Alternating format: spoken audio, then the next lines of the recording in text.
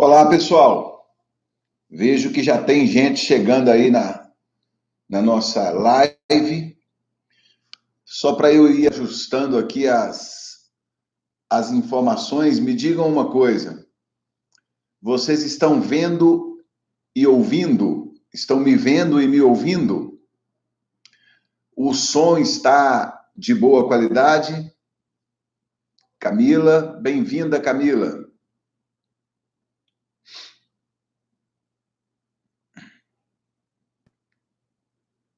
Ok. Obrigado, Camila Diniz. Camila,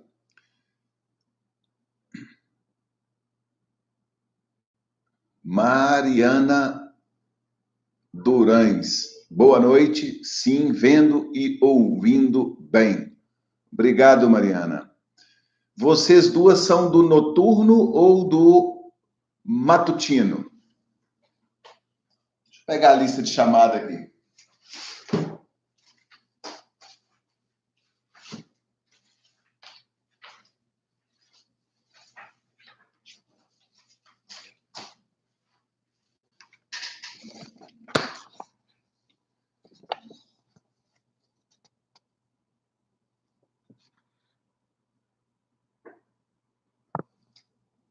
Matutino, a Mariana. Uhum. E a Camila Diniz, do noturno. Nos dois grupos de WhatsApp de vocês, nos dois grupos vocês receberam o meu recado, lembrando da live de hoje?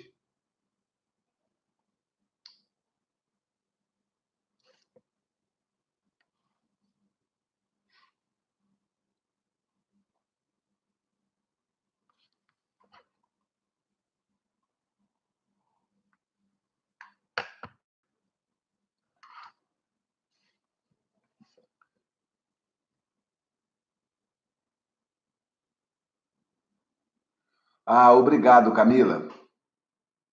Mariana, se você também puder colocar lá no grupo que nós já estamos ao vivo, para lembrar o pessoal, você faz esse favor para mim?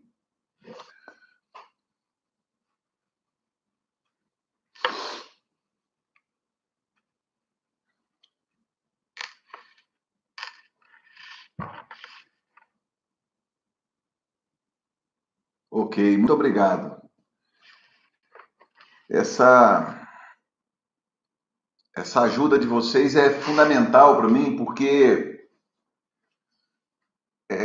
mesmo estando em casa, às vezes a pessoa esquece do horário, né? Então, esse comunicado no grupo de WhatsApp, a chance da gente lembrar de olhar é maior, né? Eu deixei lá na Google Classroom uma videoaula falando sobre contratualismo.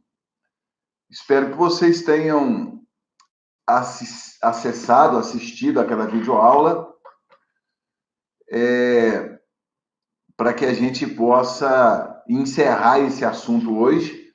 Eu gravei ontem já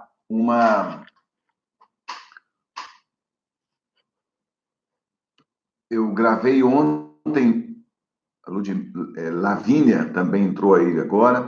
Eu gravei ontem uma outra aula sobre a nossa matéria nova, A nossa próxima matéria é o positivismo normativista de Hans Kelsen, mas esta outra aula ainda não está disponível. Ela vai ainda passar por uma rápida edição e em breve eu disponibilizo para vocês, para a gente também não acumular material demais, né? Por isso que eu não publiquei ainda essa outra aula. Mas, na semana passada, eu publiquei lá uma aula no Google Classroom falando sobre uma síntese, né, sobre os filósofos contratualistas. Porque, na verdade, tanto na turma do matutino como na turma do noturno, eu fiz uma introdução, uma longa introdução, falando sobre sobre fundamentos da modernidade, de modo geral, né? Falando da questão das revoluções na modernidade e assim por diante. O que? O link não abriu? Deixa eu ver o que pode estar acontecendo aqui, porque ele precisa abrir, né? Eu tenho que resolver isso, então eu vou resolver isso de preferência agora. Vou dar uma ida aqui no canal. Ou eu não o coloquei no YouTube?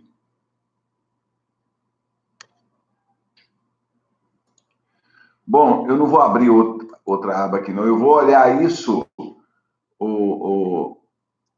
Mariana. Eu vou olhar isso assim que terminar a live e vou mandar para as representantes de turma o link com o vídeo, tá bom? Hoje ainda, porque se eu soubesse que não tinha dado, que tinha dado algum tipo de problema, eu teria resolvido já. Aliás, falando em problema, aqui está o meu roteiro para a aula de hoje. Falando em problema, eu vou começar pedindo perdão a vocês pelo que aconteceu na segunda-feira.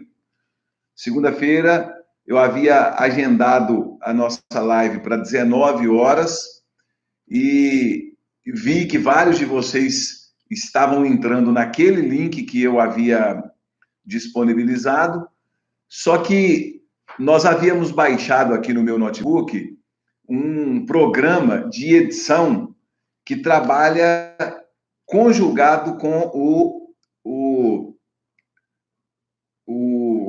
YouTube. Mas, como a conta do programa e a conta a minha conta no YouTube não eram a mesma aqui no meu notebook, o programa bloqueou a tela do YouTube e eu não consegui fazer nada.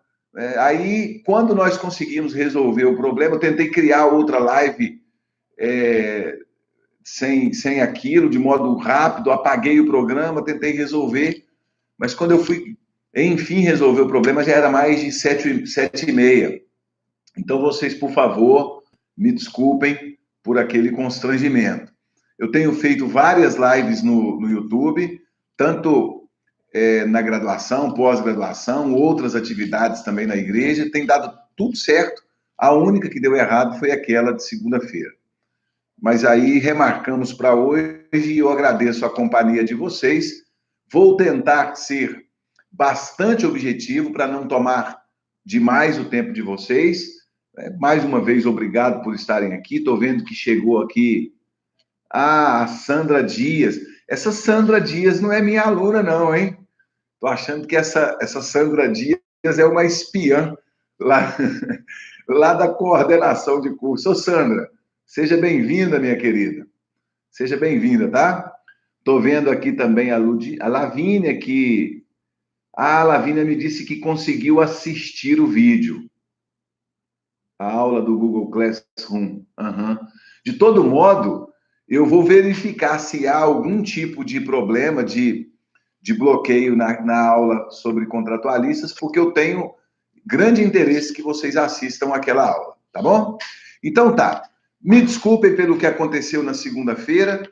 A partir de semana que vem, com exceção da semana que vai ter provas, nós vamos fazer lives todas as segundas às 19 horas, tá bom? Toda segunda às 19 horas a gente vai fazer live. Para que a live? Para eu conversar ao vivo com vocês, para vocês tirarem dúvidas que tenham com relação à matéria que a gente estiver estudando, para a gente se encontrar. Porque eu gravo o vídeo, monto um roteiro de leitura, de estudo, mas a gente não se encontrar, fica um negócio muito ruim. Então, toda segunda, às 19 horas, live, tá bom? Não serão lives muito demoradas, mas toda segunda a gente vai se encontrar através da live. Eu vou colocar na sala, na Google Classroom, o link da live da semana.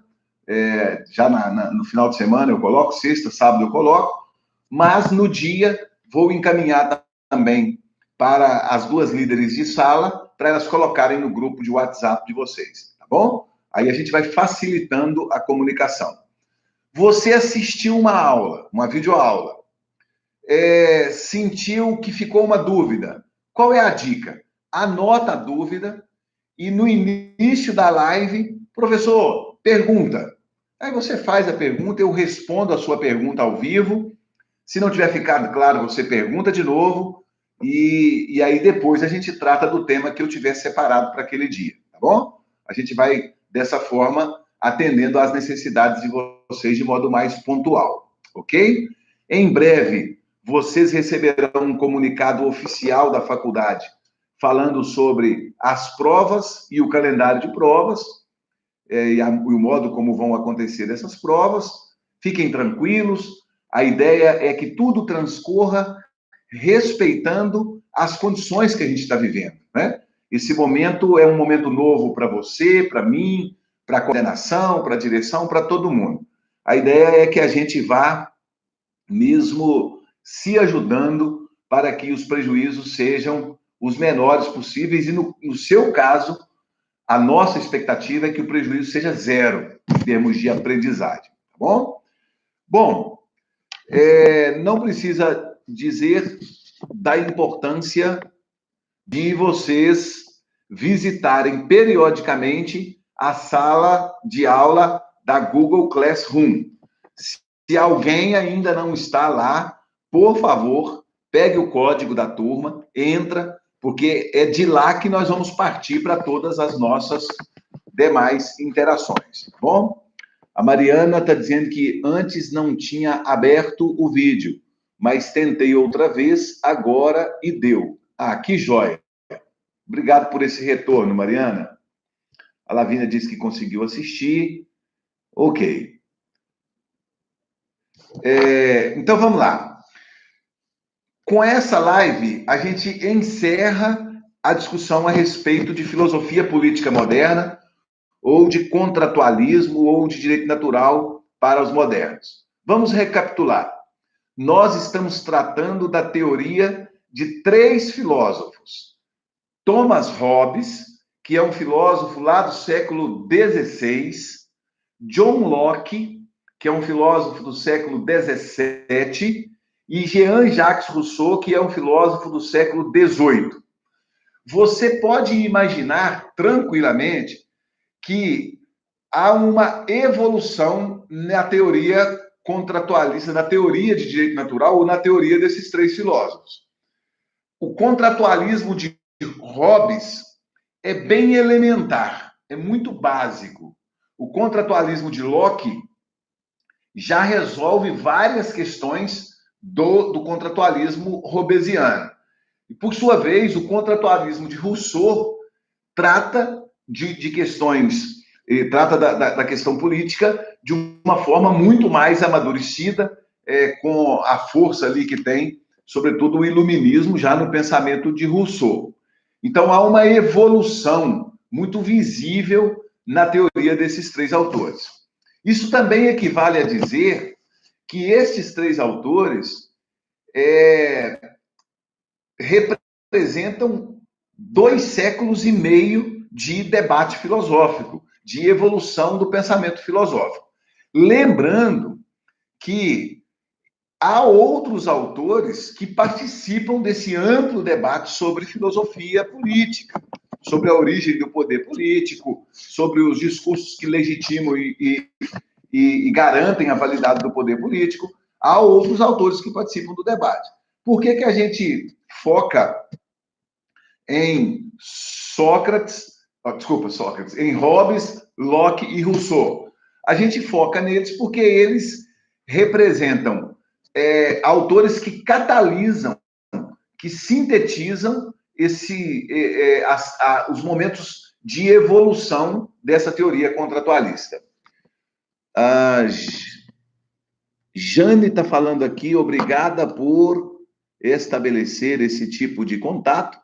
Mesmo à distância, podemos fazer da crise oportunidades e desafios são sempre muito saudáveis. Vamos que vamos, sobreviveremos. Jane, obrigado pela palavra. Eu penso assim também.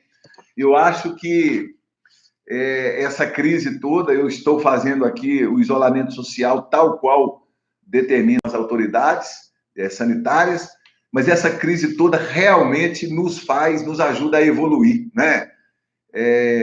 E ao invés de lamentar e de ficar parado, eu acho que a gente tem que levantar cedo, tomar um banho e fazer aquilo que precisa ser feito, né? Coloca a sua roupa de trabalho, olha aí, ó, para fazer uma live, veste uma roupa, coloca uma gravatinha e vamos para frente, porque a vida é muito mais do que essa pequena fase que a gente está passando, né?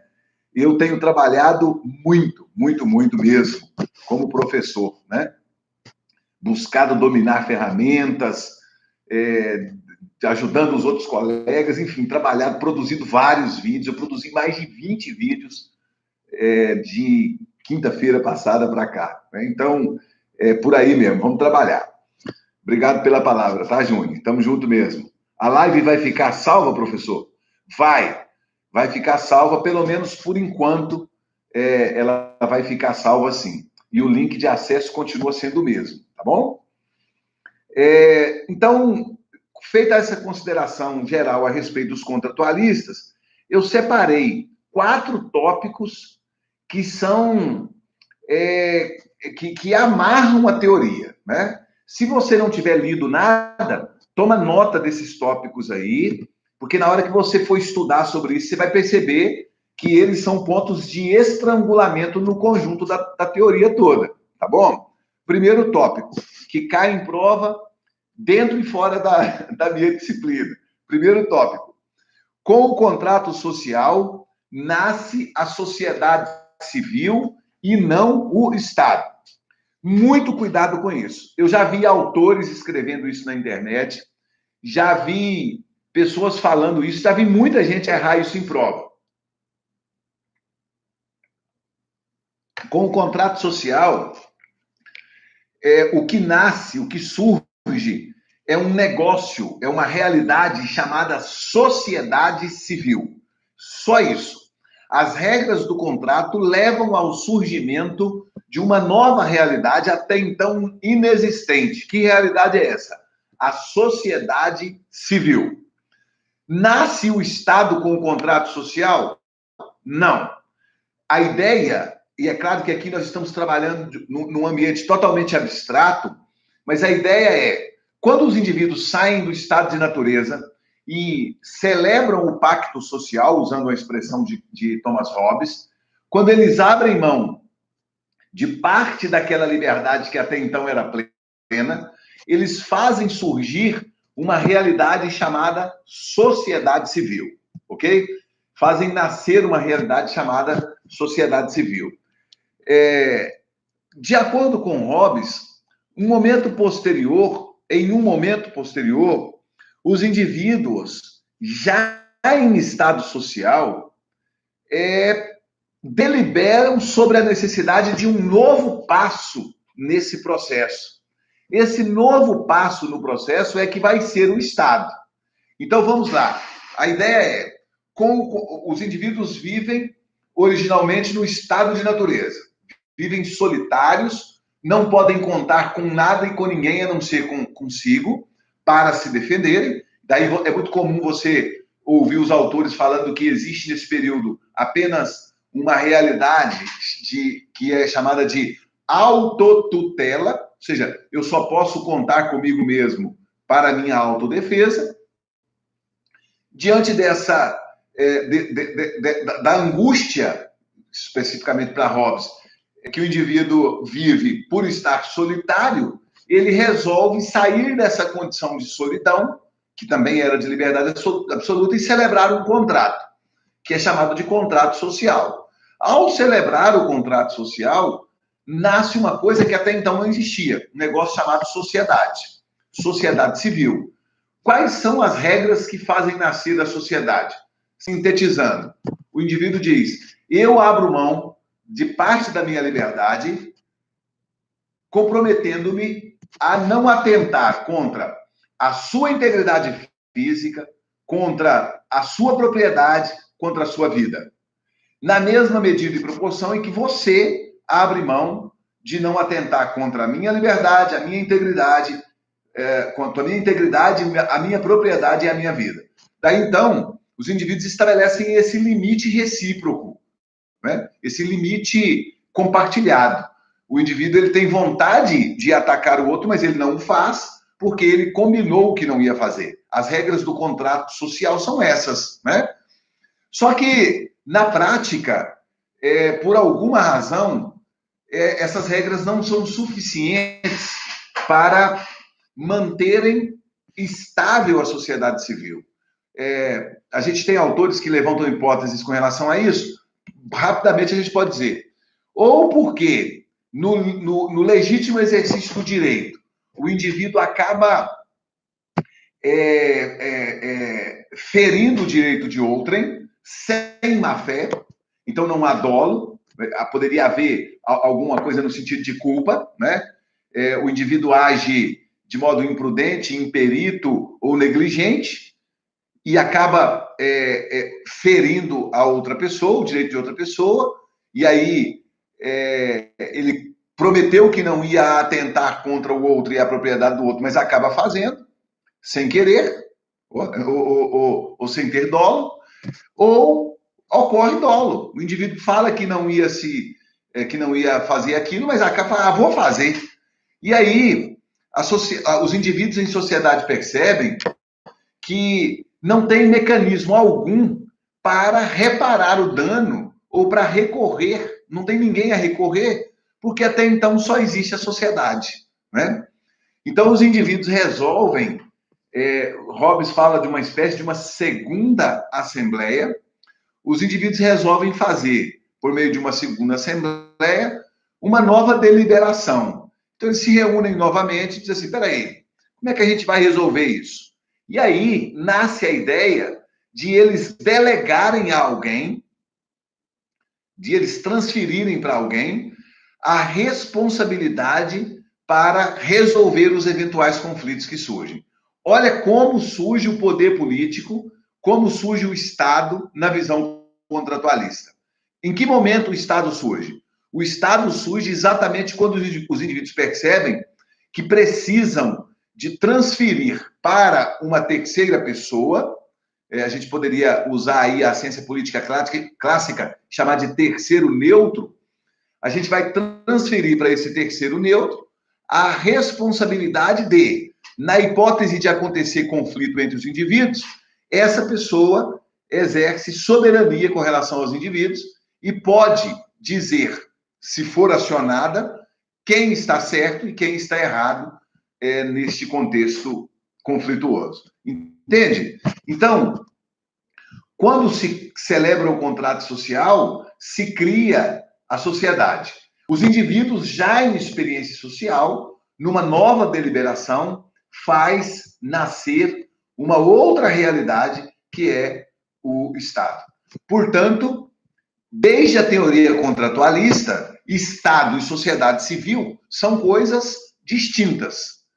E aí, o tempo passa, o tempo voa, nós vamos chegar, por exemplo, num autor chamado Ruben Habermas, que é um cara contemporâneo, vivo inclusive, e ele vai estudar o desenvolvimento da sociedade civil na modernidade. O livro chama Esfera Pública, né?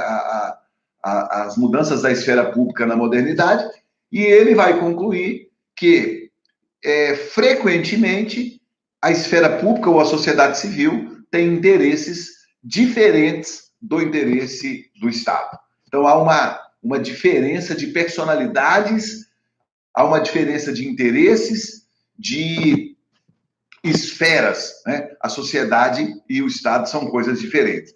E não surgem, no contexto da teoria contratualista, não surgem ao mesmo tempo e mesmo não surgem como decorrência do contrato social.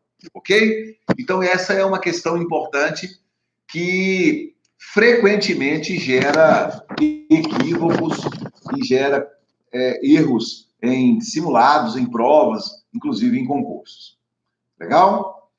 Uma segunda observação que eu faço com relação aos contratualistas, para a gente agilizar um pouquinho. O poder político, na visão contratualista, emana do povo. Mais precisamente, emana do indivíduo que se encontra em estado social. Por que que isso é importante? O filósofo John Locke, ele fala, no segundo tratado sobre o governo, que...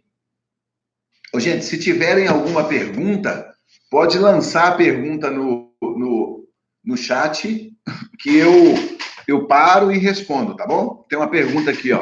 Já respondi essa aí.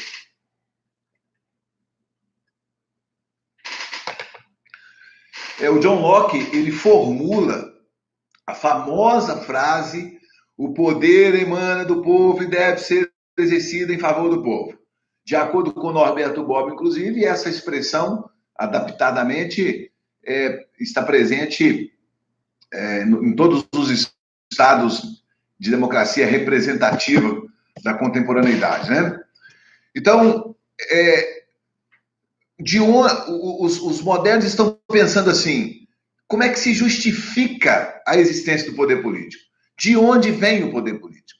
Eles não estavam dispostos a aceitarem que o poder político vinha de Deus, como a gente já falou, né?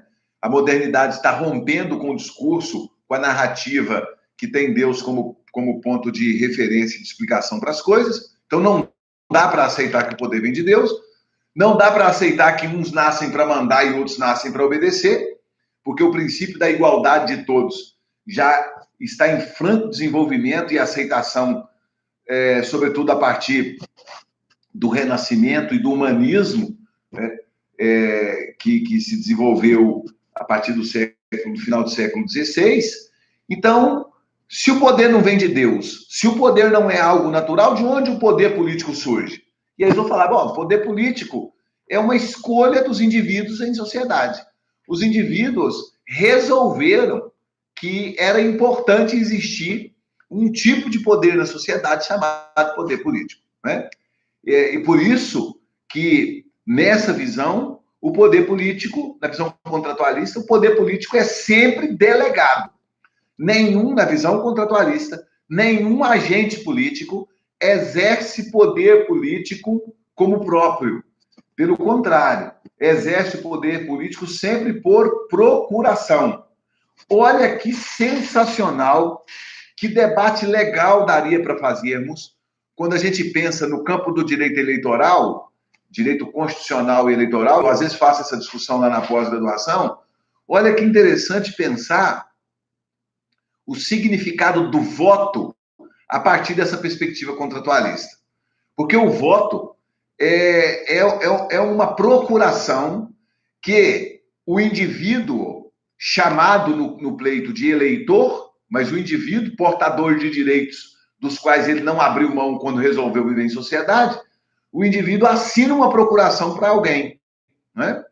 Claro que não é exatamente quem cada indivíduo, na sua particularidade, não é o que cada indivíduo oferece como procuração, não é quem cada indivíduo nomeia que vai exercer o poder político, mas os agentes políticos, aqueles que exercem o poder político de modo eletivo, o fazem exatamente porque recebem uma procuração dos cidadãos, dos indivíduos, falando: olha, eu deveria exercer isso por mim mesmo. Esse é um poder que eu mesmo deveria exercer. Eu deveria tomar todas as decisões que dizem respeito à condução da coisa pública, da res pública. Mas eu preciso cuidar da minha vida, eu preciso cuidar da economia, eu preciso cuidar do meu existir. Então eu vou fazer o seguinte, eu vou transferir a você a responsabilidade de fazer isso em meu nome. Né? Essa é a ideia, essa é a construção teórica muito bonita que nasce da teoria contratualista dos modernos. Terceiro ponto, para não cansar vocês, é o seguinte: na visão de Hobbes, esse cara que recebe o poder político por deliberação, na visão de Hobbes, esse cara é chamado de soberano. E diferentemente da forma de pensar de Locke e de Rousseau, esse soberano de Hobbes não deve qualquer satisfação aos súditos. Por isso que você vai encontrar na literatura a afirmação de que Hobbes é um contratualista absolutista. Por quê? Uma vez recebendo a delegação dos súditos, o soberano age mais ou menos assim: eu não queria mexer com isso, eu também estava cuidando da minha vida. Vocês quiseram me dar essa incumbência. Então agora eu vou fazer do meu jeito. Aguentem. Essa é a visão do delegatário do poder político, do delegado do poder político, de acordo com Thomas Hobbes. Então, se o súdito fica insatisfeito com alguma atuação do soberano, ele tem que aguentar calado. Ele não tem mecanismos, ele não tem direito de se rebelar. Na visão de Hobbes, isso acontece para que haja um fortalecimento do poder do Estado na modernidade. Por uma razão histórica muito importante, é que os estados, no período hobbesiano, século XVI, eles estão exatamente passando por aquele processo de unificação, de construção da percepção de estados nacionais. Né? A ideia de que cada nação precisa ter um poder soberano político forte, precisa ter delimitação clara das fronteiras geográficas, a ideia do território, e o povo que pertence àquele Estado tem que também ter clareza e consciência de quem é. Enfim, essa ideia do Estado naquela concepção clássica, né? O Estado como sendo a unidade composta por soberania, população ou povo e território, isso precisava fortalecer. Então, Hobbes fala, é em torno da figura do soberano que a gente vai ter a consolidação da ideia de Estado. Mas agora, do século XVII e XVIII, Hobbes e Locke rompem completamente com essa teoria. Rompem completamente. Por quê? Locke, ao celebrar o contrato social, daí você vê uma diferença importante. Hobbes fala de pacto social. Pacto dá uma ideia de uma coisa muito mais imutável do que contrato. Né? Contrato é mais moderno. Então, o Locke fala, quando o indivíduo celebra o contrato social, o indivíduo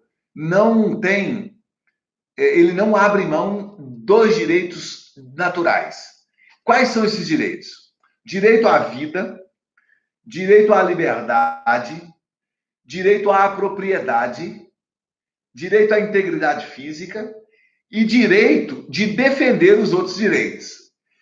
Então, na visão de John Locke, quando o governo, ele não chama de soberano, ele chama de governo. Quando o governo faz qualquer coisa que atenta contra os interesses do indivíduo, o direito de se rebelar, o direito de se organizar para depor o governo, continua sendo inerente ao indivíduo. Então, vamos imaginar que o governo faça uma proposta social que, na prática, seja um atentado contra os interesses dos indivíduos, contra os interesses mais genuínos do indivíduo. Atentem contra a integridade física, contra a vida, contra a propriedade privada dos indivíduos, contra a liberdade dos indivíduos. Se um governante age dessa maneira, ou seja, se ele deixa de ser um porta-voz dos direitos e dos interesses dos indivíduos, é legítimo que os indivíduos se organizem e deponham do poder e derroguem a delegação dada a esse governo.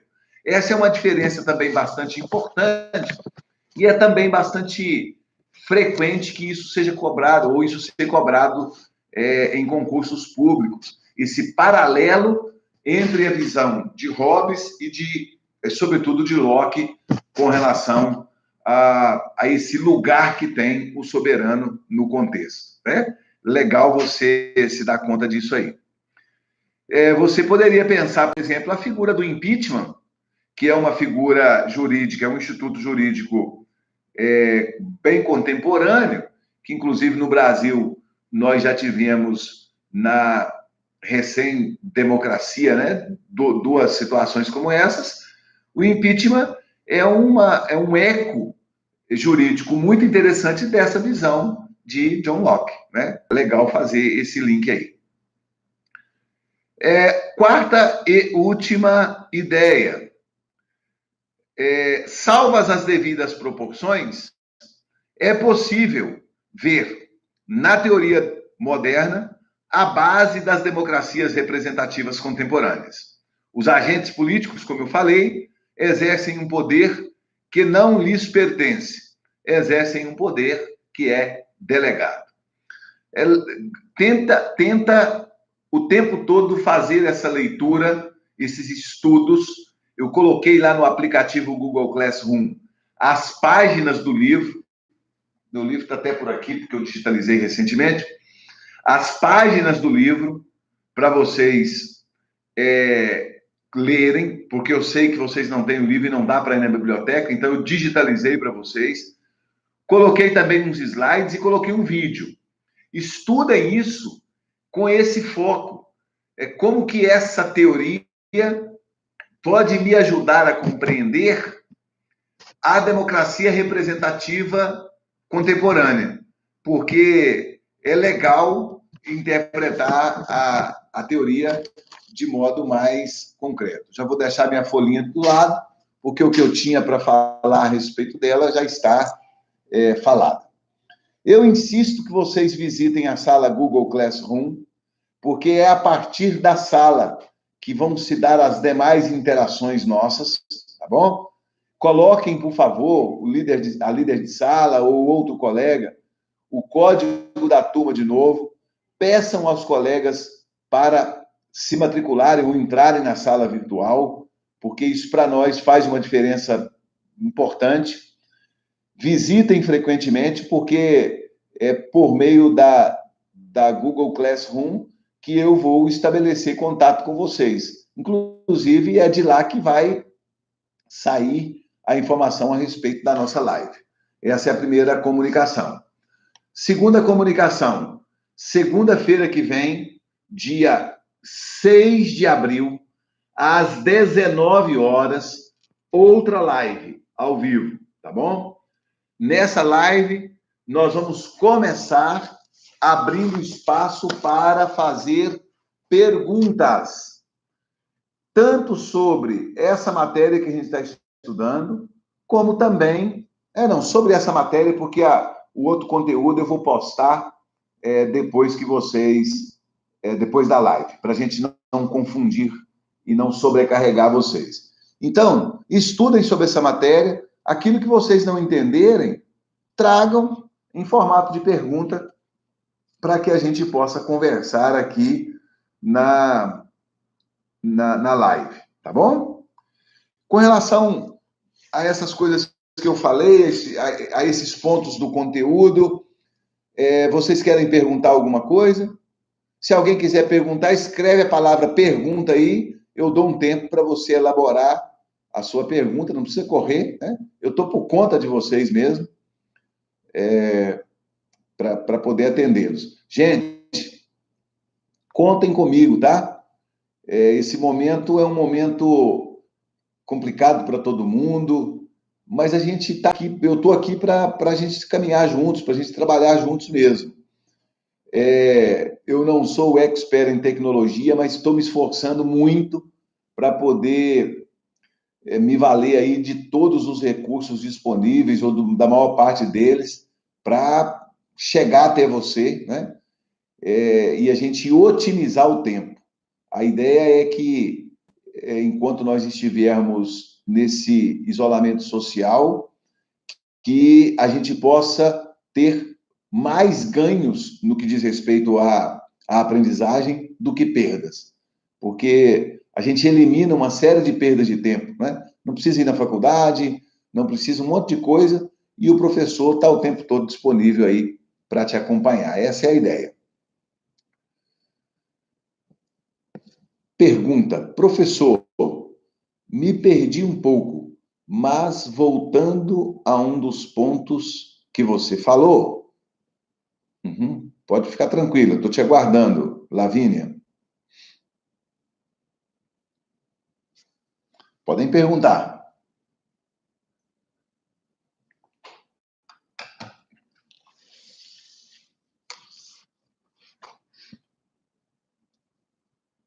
Nós estamos com 43 minutos de live. Na verdade, uns 35. Eu comecei 5 minutos antes e a gente demorou um pouquinho para começar. Voltando a um dos pontos que você falou, qual a diferença do papel do soberano pela visão de Hobbes e de Locke, provavelmente, né, Lavínia? Isso. De Hobbes e de Locke. Lavínia, sua pergunta tem tudo a ver com um dos tópicos que eu falei, e eu posso tranquilamente voltar, sim, com o maior prazer. Veja bem, Hobbes é o primeiro dos absolutistas. Então, ele tem uma visão. Ok, isso mesmo, ele tem uma visão absolutista. Pelas razões que a gente falou. Ele está começando a formatar a visão do contratualismo dele. Um pouco mais adiante, Locke vai perceber o seguinte: dá para aceitar que o poder político é exercido pelo governo. Ele não chama de soberano, ele chama de governo. Dá para aceitar que o poder político seja exercido pelo governo numa boa. O que não dá para aceitar é que, ao transferir o poder para o governo, o indivíduo perca o direito de se autodefender. Na visão de Hobbes, uma vez o poder que o indivíduo tinha, ele meio que transfere, meio que entrega para o soberano, e ele fica sem direito de se queixar. A diferença fundamental é que, para Locke, o indivíduo ele delega o poder para o soberano, mas ele não deixa de continuar podendo exercer este poder, sobretudo no que diz respeito à defesa dos seus direitos naturais, entende?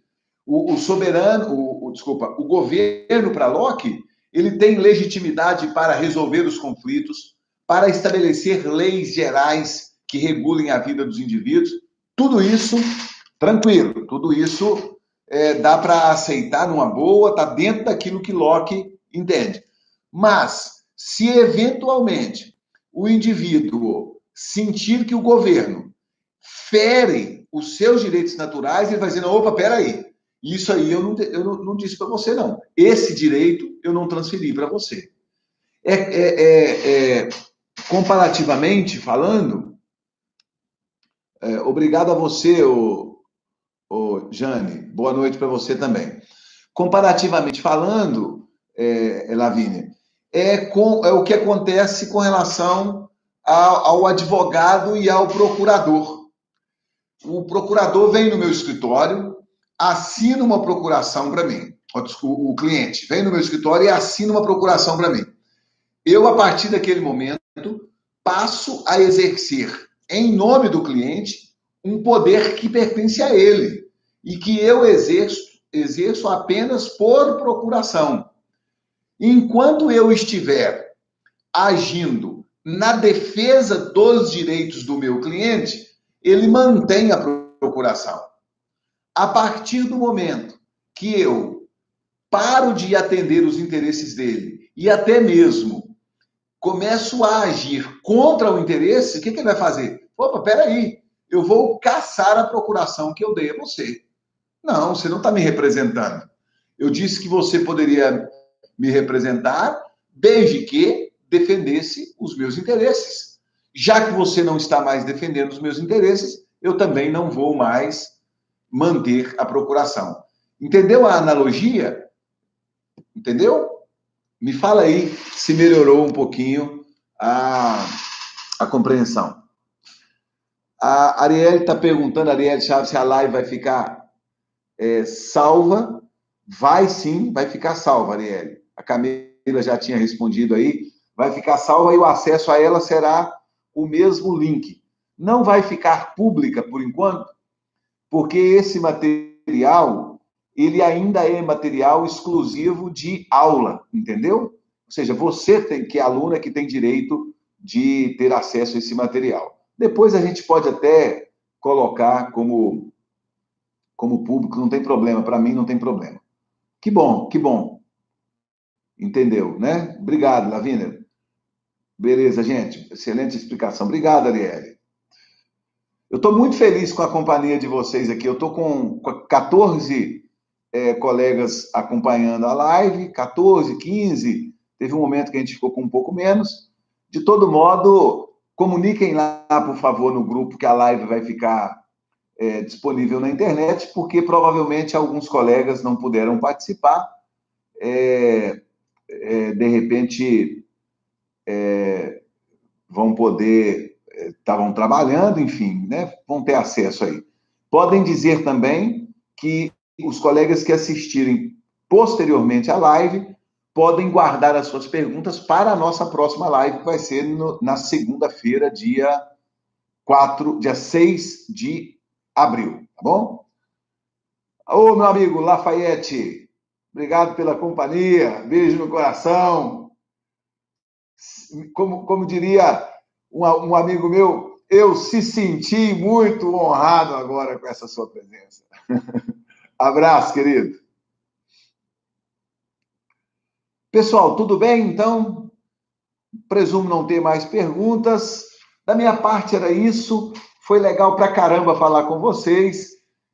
É um jeito diferente e a gente vai se adaptando e vai ficando próximo, né? Se cuide, se cuide. Se você não precisar sair de casa, se contenha, velho. Fica aí quietinho, né? Evite ser um potencializador do drama do vírus no sistema de saúde, né? Esse é o problema. Muito obrigado, professor, pela disposição. Aula boa demais. Obrigado, Vandir. Obrigado. Vander.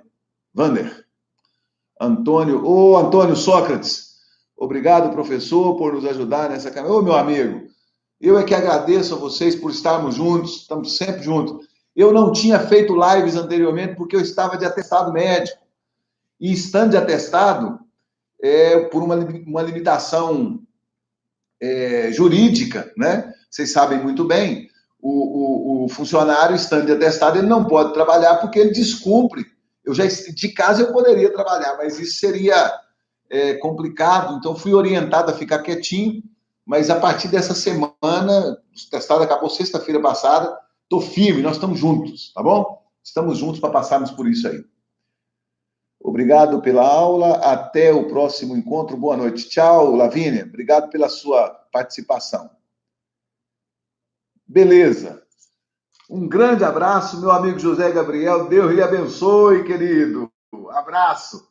Fiquem bem, fiquem com Deus Vamos encerrar aqui. Tudo de bom para vocês. Até segunda, dia 6 de abril, com a nossa segunda live de filosofia do direito aqui do oitavo período. Abraço. Fiquem bem.